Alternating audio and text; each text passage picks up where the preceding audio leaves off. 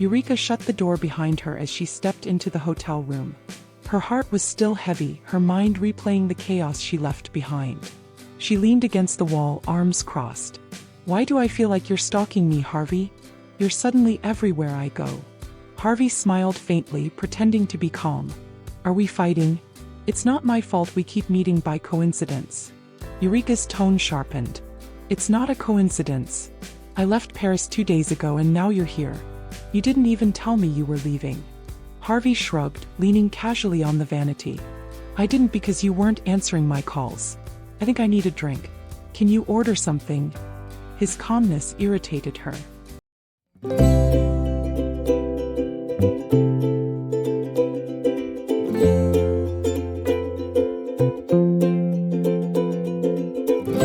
"Can you leave, please?" she said coldly, pointing at the door.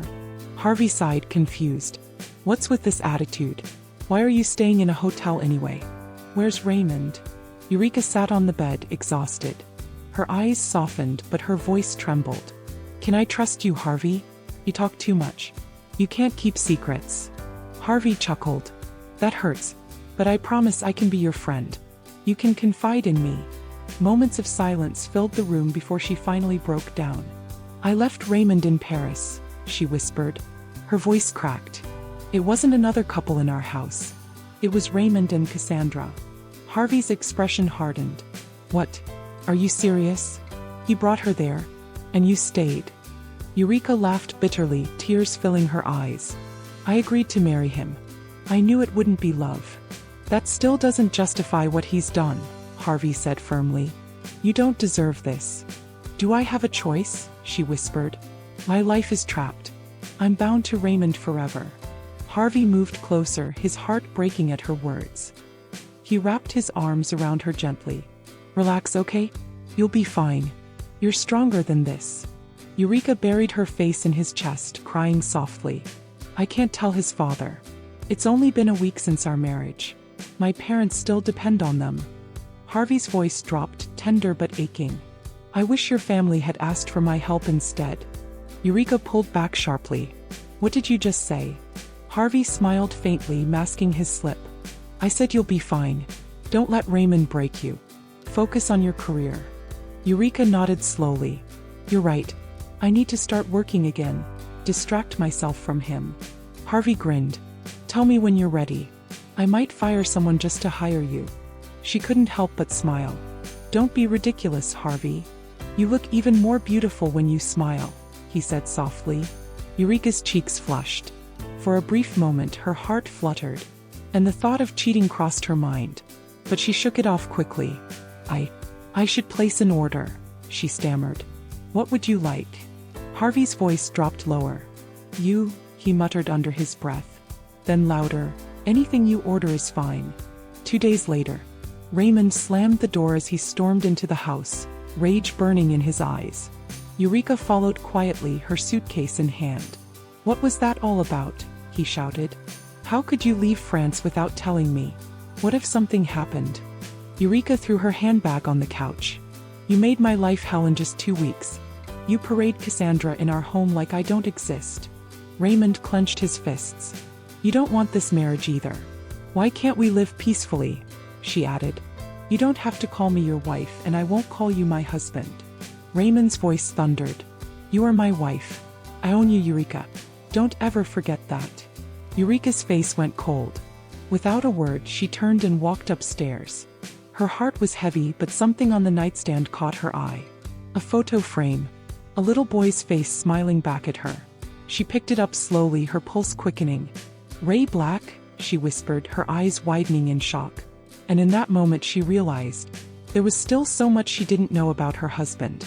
Eureka stood frozen, her eyes fixed on the photo frame in her hand. A boy's innocent smile stared back at her.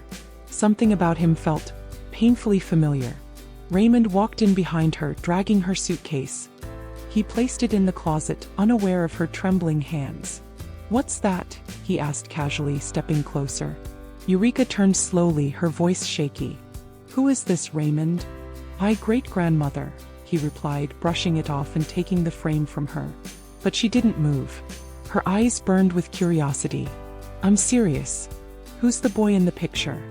Raymond sighed, realizing she wouldn't drop it. Me, he said simply. Eureka's breath caught in her throat. Her fingers trembled as she cupped his face. You're Ray Black, she whispered. Raymond frowned, pulling away. What's gotten into you? Yes or no, she pressed. He scoffed, irritation creeping into his tone. What kind of dumb question is that, Eureka?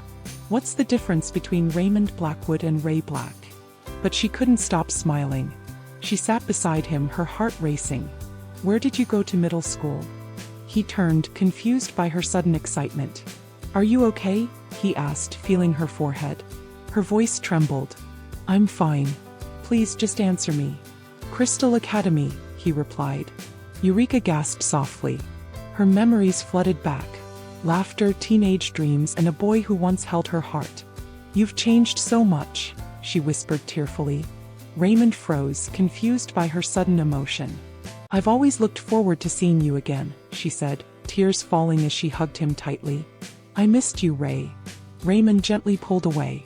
Eureka, stop it. I don't know what you're talking about. I'm not acting strange, Ray, she said, smiling through tears. His tone hardened. Don't call me Ray. Only Cassie calls me that. And stop with this nonsense. Her heart sank. The warmth in her eyes faded to quiet hurt as he walked away. Later that afternoon, the doorbell rang. Kate, please get the door, Eureka called from the couch, flipping through a fashion magazine. Moments later, a loud, familiar voice filled the room. Eureka. Eureka turned in shock. Mel? You didn't tell me you were coming. Melissa ran to hug her. If I told you I was coming, it wouldn't be a surprise, she said, grinning. Eureka laughed softly. I'm surprised, all right? You didn't tell me you were back in the States. Kate brought in drinks, but Melissa waved her off. No juice. Bring me vodka. Eureka frowned. Vodka? You promised you'd quit. I quit for a week. That counts, Melissa said, rolling her eyes. Now tell me what's wrong with you. You look pale. Marriage isn't supposed to drain you. Eureka sighed, setting her glass down. It's nothing, Mel. You know who I married. Melissa's tone turned sharp. Don't tell me he's mistreating you. No, he just resents me for the marriage. But I can manage. Manage? Melissa snapped. You've been married for 3 weeks and you already look 10 years older. Leave him if you have to. Eureka smiled faintly. Don't be ridiculous, Mel. I love Ray. Melissa choked, nearly spitting out her drink. You what? I love Raymond, Eureka repeated softly. Melissa gawked. Love? Are you out of your mind? Eureka's voice softened as she sipped her juice. Do you remember my childhood crush?